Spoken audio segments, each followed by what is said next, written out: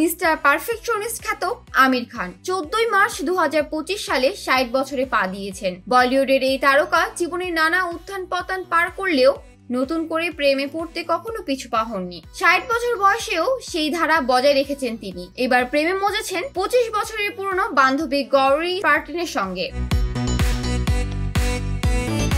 আমিরের জীবনে প্রেম, সম্পর্ক ও বন্ধুত্ব বরাবরই আলোচনার কেন্দ্রবিন্দু। এর আগে তিনি দুবার বিয়ে করেছেন, প্রথমে রীনা দত্ত এবং পরে কিরণ রাওকে। তবে বিচ্ছেদের পরও প্রাক্তনদের সঙ্গে বন্ধুত্ব অটুট রেখেছেন তিনি। এমনকি তারা সবাই থাকেন একই আবাসনে। আমির নিজেই স্বীকার করেছেন একা থাকা তার পক্ষে কঠিন, তাই জীবনে সবসময় একজন সঙ্গী প্রয়োজন।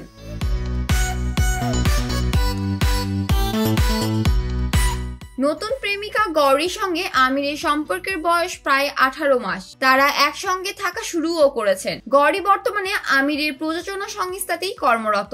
বলিউড তারকা সঙ্গী হওয়া মানেই রাতারাতি প্রচারের আলোয় চলে আসা, তাই আগে ভাগে গৌরীকে সেই জীবনের জন্য মানসিকভাবে প্রস্তুত করেছেন আমির।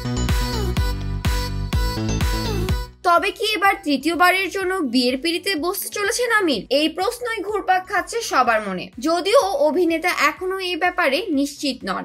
মাস কয়েক আগে এক সাক্ষাৎকারে তিনি বলেন, এই বয়সে এসে তৃতীয় বিয়ে করা আদৌ শোভা পায় কিনা সেটা নিয়ে ভাবছি। মাস কয়েক আগেই এক সাক্ষাৎকারে তিনি বলেন, তবে এটাও স্বীকার করছেন যে একা থাকতে তার ভালো লাগে না, সঙ্গী প্রয়োজন। আগের দুই বিয়ের অভিজ্ঞতা থেকে এবার কিছুটা সাবধানী আমির। যদিও সরাসরি বিয়ে নাকচ করেননি, তবে নিজের সিদ্ধান্ত নিয়ে দোটানায় রয়েছেন। আমির খান শুধুমাত্র বলিউডের অন্যতম সফল অভিনেতা নন, তিনি একজন দক্ষ পরিচালক ও প্রযোজকও। 1988 সালে কিয়ামত সে কিয়ামত তক দিয়ে বলিউডে পা দিয়েছেন তিনি। এরপর একের পর এক সুপারহিট সিনেমা উপহার দিয়েছেন, যার মধ্যে রয়েছে লাগান, দিল চাহতা হ্যায়, রং দে বসন্তি, গাজনি, 3 ইডিয়টস, দাঙ্গাল প্রভৃতি। তার অভিনয় দক্ষতা, চরিত্রের প্রতি একাগ্রতা এবং সিনেমার প্রতি ভালোবাসা তাকে বলিউডের মিস্টার পারফেকশনিস্ট তকমা এনে দিয়েছে। ক্যারিয়ারে যেমন নিখুঁত তিনি, তেমনি ব্যক্তিগত জীবনেও বরাবরই আবেগপ্রবল ও চিন্তাশীল।